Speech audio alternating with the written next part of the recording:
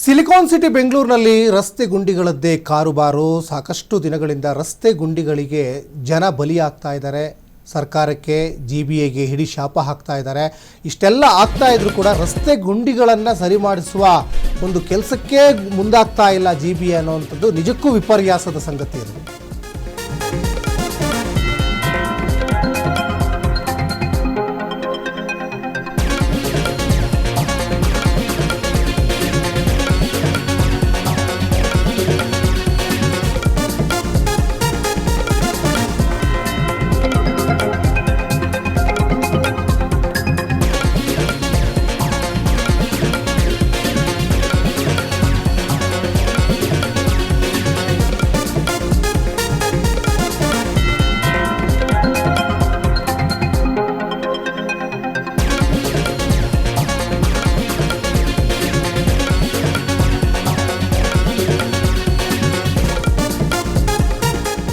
Silicon city Bengaluru ಕೇವಲ ಒಂದು ನಗರ ಅಲ್ಲ, ವಿಶ್ವದ ಅನೇಕ ರಾಷ್ಟ್ರಗಳ ಜೊತೆಗೆ ಕನೆಕ್ಟಿವಿಟಿ ಇರುವಂಥದ್ದು. ಯಾಕಂದರೆ ವಿದೇಶದಿಂದ ಬಂದಂಥ ಜನ ಫಸ್ಟ್ ನೋಡೋದೇ ಇಲ್ಲಿಯ ರಸ್ತೆಗಳು ಹೇಗಿದ್ದಾವೆ, ಇಲ್ಲಿಯ ಮೂಲಭೂತ ಸೌಕರ್ಯಗಳು ಹೇಗಿದ್ದಾವೆ ಅಂತ. ಇಲ್ಲಿ ನೋಡಿದರೆ ಹೊಂಡ ಗುಂಡಿಗಳಿಂದ ತುಂಬಿಕೊಂಡಿದೆ. ನಿಜಕ್ಕೂ ಇದು ಗಾರ್ಡನ್ ಸಿಟಿನ ಅಂತ ಅನಿಸೋದೇ ಇಲ್ಲ. ಸಮ್ಟೈಮ್ ಕೆಲವೊಂದು ರಸ್ತೆಗಳಿಗೆ ಹೋದಂಥ ಸಂದರ್ಭದಲ್ಲಿ ಕಾಮಗಾರಿ ನಡೀತಾ ಇರ್ತದೆ, ಪೈಪ್ ಎಲ್ಲ ಹೊರಗಡೆ ಬಂದಿರ್ತವೆ, ಚರಂಡಿ ತೋಡಿರ್ತಾರೆ, ರಸ್ತೆ ಒಂದು ಹಳ್ಳದ ರೀತಿಯಲ್ಲಾಗಿರ್ತವೆ. ಕೆಲವೊಂದು ಕಡೆ ಬೇಕಾಬಿಟ್ಟಿ ಕಾಮಗಾರಿ ನಡೀತಾ ಇದೆ.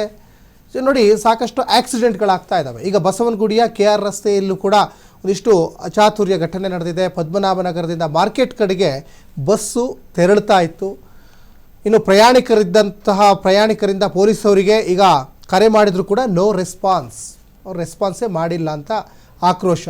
ನೋಡಿ, ಎಷ್ಟು ಟ್ಯಾಕ್ಸ್ ತಗೊಳ್ತಾರಲ್ವ, ಜನರಿಂದ ತೆರಿಗೆಯನ್ನು ಕಲೆಕ್ಟ್ ಮಾಡ್ತೀರಾ. ನಿಮ್ಮ ಮನೆ ದುಡ್ಡನ್ನು ತಂದು ರಸ್ತೆ ರಿಪೇರಿ ಮಾಡ್ತಾ ಇಲ್ಲ, ಜನರಿಂದ ನೀವು ಸಂಗ್ರಹ ಮಾಡ್ತಾ ಇರುವಂತಹ ತೆರಿಗೆ ದುಡ್ಡಲ್ಲೇ ನೀವು ರಸ್ತೆ ರಿಪೇರಿ ಮಾಡ್ತಾ ಇಲ್ಲ ಅಂದರೆ, ಈಗ ಕಳೆದ ಕೆಲವು ತಿಂಗಳ ಹಿಂದೆ ಒಂದೊಂದು ಗುಂಡಿಗೆ 50,000, 60,000, 1 ಲಕ್ಷ, 1.5 ಲಕ್ಷ ಖರ್ಚಾಯಿತು ಅಂತ GBA ಲೆಕ್ಕ ತೋರಿಸ್ತು. ಹಾಗಾದರೆ ಎಲ್ಲಿ ಯಾವ ಗುಂಡಿ ಮುಚ್ಚಿದ್ದಾರೆ ಅವರು? ಬೆಂಗಳೂರಿನಲ್ಲಿ ಎಷ್ಟು ಗುಂಡಿಗಳಿದ್ದಾವೆ, ಎಷ್ಟು ಮುಚ್ಚಿದ್ದಾರೆ? ಸುಮ್ಮನೆ ಸಬೂಬ್ ಕೊಡೋದು. ಈ ಹಿಂದೆ BBMP ಇತ್ತು, ಈಗ ಇತಿಹಾಸದ ಪುಟ ಸೇರಿದೆ, GBA ಬಂತು. ಅಂದರೆ ನಾವು ಗ್ರೇಟರ್ ಬೆಂಗಳೂರು ಮಾಡ್ತೀವಿ ಅಂತ. ಇವರು ಗ್ರೇಟರ್ ಬೆಂಗಳೂರು ಮಾಡ್ತಾ ಇಲ್ಲ, ಇವರು ಬ್ಯಾಡ್ ಬೆಂಗಳೂರು ಮಾಡೋಕ್ಕೆ ಹೊರಟಿದ್ದಾರೆ ಅನ್ನೋಂಥದ್ದು ಈ ಗುಂಡಿಗಳನ್ನ ನೋಡ್ತಾ ಇದ್ದರೆ ಗೊತ್ತಾಗ್ತದೆ.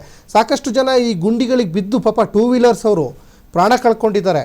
ಮತ್ತು ಈ BMTC ಬಸ್ಸು ಈ 2 ವೀಲರ್ಸ್ಗಳಿಗೆ ಮತ್ತು ಪಾದಚಾರಿಗಳಿಗೆಲ್ಲ ಡಿಕ್ಕಿ ಹೊಡೆದು ಪಾದಚಾರಿಗಳು ಸಾವನ್ನಪ್ಪಿರುವಂಥ ಅನೇಕ ಘಟನೆಗಳಿದ್ದಾವೆ. ಹೈಕೋರ್ಟ್ ಕೂಡ ಛೀಮಾರಿ ಹಾಕಿದ್ರು. ಇವರಿಗೆ ನಾಚಿಕೆ ಮಾನ ಮರ್ಯಾದೆ ಏನೂ ಇಲ್ಲ.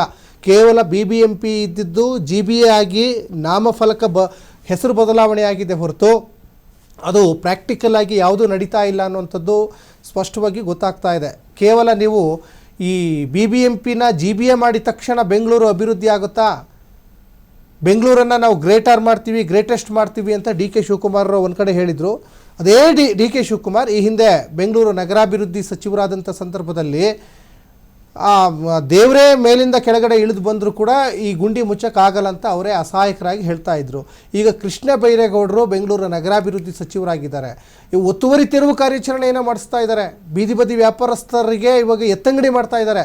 ರಸ್ತೆ ಗುಂಡಿ ಮುಚ್ಚಿಸಬೇಕು ಅನ್ನೋದು ಗೊತ್ತಾಗ್ತಾ ಇಲ್ವಾ? ಜೊತೆಗೆ ಈ GBA ಏನು ಮಾಡ್ತಾ ಇದೆ? ಹಾಗಾದರೆ ಎಷ್ಟು ಗುಂಡಿಗಳಿದ್ದಾವೆ? ಅವ್ರ ಹತ್ರ ಒಂದು ಲಿಸ್ಟೇ ಇಲ್ವಾ? ಏನು ಮಾಡ್ತಾ ಇದ್ದಾರೆ ಹಾಗಾದರೆ GBA? ಬೇಕಾಬಿಟ್ಟು ಕಾಮಗಾರಿ ನಡೀತಾ ಇದ್ದಾವೆ ಅನ್ನೋದು ಸ್ಪಷ್ಟವಾಗಿ ಗೊತ್ತಾಗ್ತಾ ಇದೆ. ರಸ್ತೆಯಲ್ಲಿ ಗುಂಡಿಗೆ BMTC ಬಸ್ಸು ಸಿಕ್ಕಾಕ್ಕೊಂಡಿರೋದನ್ನ ನೀವು ದೃಶ್ಯಾವಳಿಯಲ್ಲಿ ಗಮನಿಸ್ತಾ ಇದ್ದೀರಾ. ಇದು ಯಾವುದೋ ಹಳ್ಳಿ ಅಲ್ಲ, ಇದು ನಮ್ಮ ರಾಜ್ಯದ ರಾಜಧಾನಿ. ಇದು ಬೆಂಗಳೂರು ವಿಶ್ವದ ಅನೇಕ ರಾಷ್ಟ್ರಗಳ ಜೊತೆಗೆ ಕನೆಕ್ಟಿವಿಟಿ ಇರುವಂಥದ್ದು. ಬೇರೆ ಬೇರೆ ದೇಶದ ಜನ ಬಂದಂಥ ಸಂದರ್ಭದಲ್ಲಿ ಫಸ್ಟು ಅವರು ರಸ್ತೆನೇ ನೋಡ್ತಾರೆ, ರಸ್ತೆ ಹೆಂಗಿದೆ ಅಂತ. ನಾವು ಬೇರೆ ಬೇರೆ ದೇಶಗಳಿಗೆಲ್ಲ ಹೋದಾಗ ಅಲ್ಲಿ ರಸ್ತೆಗಳು ಹೆಂಗಿದ್ದಾವೆ, ಅಲ್ಲಿಯ ಮೂಲಭೂತ ಸೌಕರ್ಯಗಳು ಯಾವ ರೀತಿ ಇದ್ದಾವೆ ಎಲ್ಲವೂ ಕೂಡ ಗಮನಿಸ್ತಾ ಇರ್ತೀವಲ್ವ. ಅದೇ ರೀತಿ ಇಲ್ಲೂ ಕೂಡ ಗಮನಿಸ್ತಾ ಇರ್ತಾರೆ. 100% ಈ ಗುಂಡಿಗಳಿಂದನೇ ಬೆಂಗಳೂರಿನ ಮಾನ ಮರ್ಯಾದೆ ಹರಾಜಾಗ್ತಾ ಇದೆ ಅನ್ನೋದು ಡೌಟೇ ಇಲ್ಲ. ಅದಕ್ಕೆ ಕಾರಣ GBAನೇ, ಬೇರೆ ಯಾರೂ ಅಲ್ಲ. ಎಚ್ಚೆತ್ಕೊಳ್ಳಿ ಇನ್ನಾದರೂ ಕೂಡ. ಎಲ್ಲೆಲ್ಲಿ ಗುಂಡಿ ಇದ್ದಾವೆ ಮುಚ್ಚಿ. ಯಾಕಂದರೆ ಕಳೆದ ಬಾರಿ ಥರ ಈ ಸಲನೂ ಎಲ್ಲರೂ ಸರಾಗವಾಗಿ ಮಳೆ ಬರ್ತಾ ಇದ್ದಿದ್ರೆ 100% ಮತ್ತೆ ಕೆಸರು ಗುಂಡಿ ಆಗಿಬಿಡ್ತಾ ಇತ್ತು. ಮತ್ತು ಮಹದೇವಪುರ ಕ್ಷೇತ್ರದಾದ್ಯಂತ ಬೋಟಲ್ಲಿ ಟ್ರ್ಯಾಕ್ಟ್ರಲ್ಲಿ ಜನ ಓಡಾಡ್ತಾ ಇದ್ರಲ್ಲ, ಅದೇ ಪರಿಸ್ಥಿತಿ ಆಗಿಬಿಡ್ತಾ ಇತ್ತು. ಸದ್ಯಕ್ಕೆ ಮಳೆ ಕಮ್ಮಿ ಇದೆ, ಈಗಲೂ ಕೂಡ ನೀವು ಗುಂಡಿ ಮುಚ್ತಾ ಇಲ್ಲ ಅಂದರೆ ಏನು ಹೇಳಬೇಕು ಅರ್ಥ ಆಗ್ತಾ ಇಲ್ಲ.